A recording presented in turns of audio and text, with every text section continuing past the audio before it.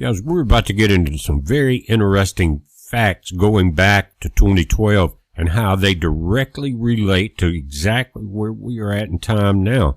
And I've done a couple of videos. We've talked about the 13,000 year cycle, and it's the half cycle of a full precession of the equinoxes. But we've seen great changes. The last 13,000 year cycle, we saw the melting and the end of an ice age, and then the rapid heating that caused the polar ice to melt on both poles. And we saw the oceans rise 400 feet. And what happened on December 21st, 2012, was that we crossed into a whole new age. And the 2012 scenario that we were all taught, that everyone talked about, even the movies, was that was a big disastrous apocalyptic end. But it was the end of the 13th Baktun, just like it was the end of the 13,000 year cycle. And the Baktuns are very interesting. That's a Mayan, guys. And they talk about what happened in all of the previous 13 Baktuns, guys, and what will happen in the beginning of this one. And what we're seeing is mirror images of exactly what happened at the end of the last 13,000 year cycle and what's happening now at the end of this one. Again, the cycle ended on December 21st on the winter solstice. Same date that was given by the Mayan calendar was exactly the 13,000 year end of that cycle. That's how it worked. That's how they knew all of this was going to happen. And that date indicated not the end, but the beginning of the end. Let's get into it. Now, back in 2012, a lot of people were, I guess we were distracted. We were looking at the movies. We were listening to all the information we could get about 2012 being the big ending. But what was happening, this came out December 5th, 2012, a few weeks before that solstice and the end of the 13,000 year cycle and the end of the 13th Baktun. We are in the 14th now. Anyway, Arctic sea ice, 2012 record low was 18% smaller than previous record, nearly 50% below average. And that was the warning time, and it had been set up, guys, and there was a lot of distraction in 2012. Of course, everybody was interested in the movie coming out and the different information and digging in every way you could as far as trying to find Mayan and ancient data pointing to, is that true or not? Actually, it was true, but it was true in the state that or in the fact that it was not a end of the world event. It was the beginning of this cycle, which is definitely ending up pretty much the way they called it. But the Arctic sea ice in 2012, we saw record lows with 18% smaller ice flows and sea ice, guys, than any previous record.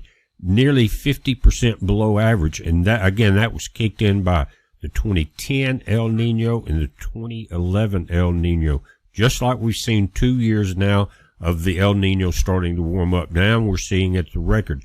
What else are we watching, guys, on this channel? The various satellite images showing the retreating ice at the North Pole. We saw that. We saw down in the Greenland area here, one of the big icebergs come out of inlet there and flip because the warmer waters were flipping it over. But anyway, what I'm getting to is that 2012 was the beginning of the end. All of the things that happened, again, the end of the younger dry ice, sudden melting of all the ice, record heat, things like that, that's what's happening now. And what they talk about is when this happens, and again, going back to 2010 and 2011, it was long-term preconditioning. And they really said decades of warming had stripped away multi-year thick ice, replacing it with thin, fragile, seasonal ice, highly susceptible to melting, just like we're seeing now. And what happened, guys, there was a great Arctic cyclone also in 2012. In early August, a uniquely powerful storm tore through the central Arctic Ocean. The intense wave action and fierce winds fractured a 400,000 square kilometer expanse of the fragile main ice pack, rapidly accelerating its decay. Consecutive El Nino events in 2010 and 2011 pre-warmed the Arctic Pacific sector, while the North American oscillation called the NAA or NAO hit a peak negative phase, driving up regional air temps and downwelling radiation. Exactly what we're seeing now. What is the difference? Is we are at a record El Nino. And it exceeds all the records set in 2010 and 2011, and we're seeing record ice melt. In other words, what we saw then was the beginning, and now what we have to do is focus on some of the predictions that they talked about would happen and how this 14th back-tune would start out. That's what we're in, this new cycle, and some of the consequences. But right now it's matching it perfectly. The events that happened the last time we went through this event. And guys, you know that we've never recovered from that record melt in 2012. The ice has been thinner. It's come back stronger in different years, but it's been thinner and never resolidified into the solid ice pack it was at that point, at that beginning. It says, while the 2012 record low minimum of 3.41 million square kilometers has not been beaten, the Arctic has undergone a structural shift. Data from tracking organizations like the National Snow and Ice Data Centers and NOAAclimate.gov reveal that the polar ice cap is fundamentally changed. And what happens? The strain of the shift. The Earth is tilting. And half of that precession has happened, and now you've got the strain of the movement. You've got the weather changes that are involved with that, all of that combined. It said they had a loss of multi-year ice. The Arctic has lost its thick, resilient multi-year ice. Most current ice is thin, young, seasonal ice that forms in winter and melts rapidly in summer. Before that, that large air conditioner we had at the North Pole pretty much worked year-round. It would shrink, things would happen, but not like we're seeing then, and now even worse.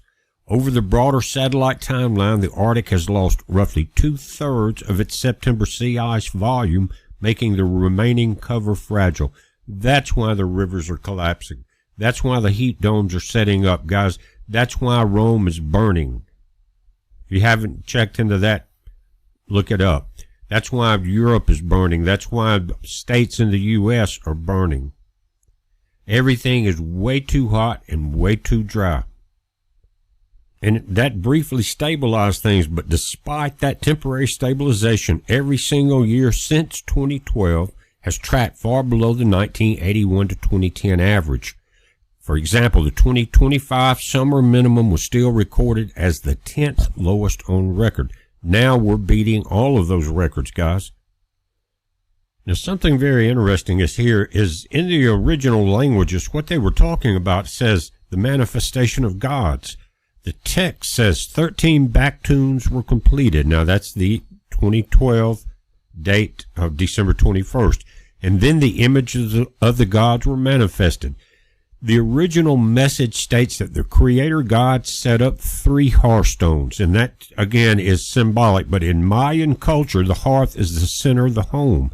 By setting the stones at the start of the new back-tune, the gods were metaphorically resetting the kitchen of the universe, recentering the world to keep it stable, safe, in order for the next 400 years. Guys, think about what we're talking about. The earth is not settled and stable right now. They were preparing it, and what they say is there's not an ending like you would call a dead end of the 13th back-tune into the 14th. They're woven together.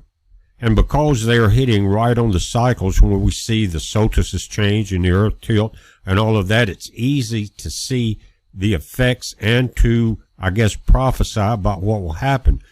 But they knew at this time, what we're going through now, as 2012 ended, that season, and we're in the 14th back-tune again, is that we are going to have to be recentering the world to keep it stable, safe, and ordered for the next 400 years. That's what they were talking about. Now, if you think about, again, where we're at, we've talked about this. The seed will survive, but the Earth is basically shrugging right now. You got Rome is on fire. You got the rivers of the world drying up. It's obvious what's happening on the Colorado River, and it has to be recentered in order to stabilize itself. And that's what we're seeing. We're seeing it right now. It started in 2012, just like they said, in the very month. I mean, they recorded the satellite image in 2012 and on December the 5th, but that continued all the way through that crossing point of the solstice that winter. And that day, that December 21st, 2012 day was a major calendar day, and it was correlated. They called it the sacred day. Ajal, they called it Ajal, Kakin, and that was part of the scrolls or the carvings. But the sacred day, Ajal means Lord or ruler. It is the most sacred day in the Mayan calendar. That day, the mirror date, every massive cosmic reset in Mayan mythology happens on the day named Ajal. By stating that the 14th Baktun begins on 4, the original message is saying, this date mirrors the very day the world was first created. It is a loop of time returning to its most pure divine starting point. That starting point was then. Now we're seeing that it escalate into the trouble section and getting set up to reset itself. There's no way the people on the planet right now, there's no way everybody's going to make it through this without a miracle. The rivers are drying up. The food supplies are drying up. We got record heat. We got both poles melting. Things are about to change. But, and that's what they're talking about. We're seeing it. That's what happened in 2012. That's when it began. Now, there's a monument they call Monument 6, and it has an inscription that says the 14th Baktun is described as Yi Amal, meaning the coming down or the descent of the god Bolan Yaktiku. In classic Mayan inscription, when a king writes that a god descends on a period-ending date like that, it is a technical term for theatrical reenactment. I can't help but think about what they're planning for the disclosure. The king himself would dress up as the deity, step out of a dark temple room, the house mentioned in the text, and reveal himself to the public. The original message is telling future generations that on this date, the gods will once again be clothed, paraded, and honored to ensure life continues. That is what we would call the disclosure. How it's going to work into the fabric of this, I'm not sure. But if you watch this channel for any time, you've got a very good idea of who I think the original beings were that created mankind as we know it, advanced the technology to have, and that are possibly watching the same thing that happened 13,000 years ago when that great flood crossed over Sumer. You've seen the videos, and especially over on our Sumerian History channel, guys, we talk about who we think it is, and that they're the only ones that have the technology to return, or again, the gods will once again be clothed, paraded, and honored to ensure life, to ensure it continues.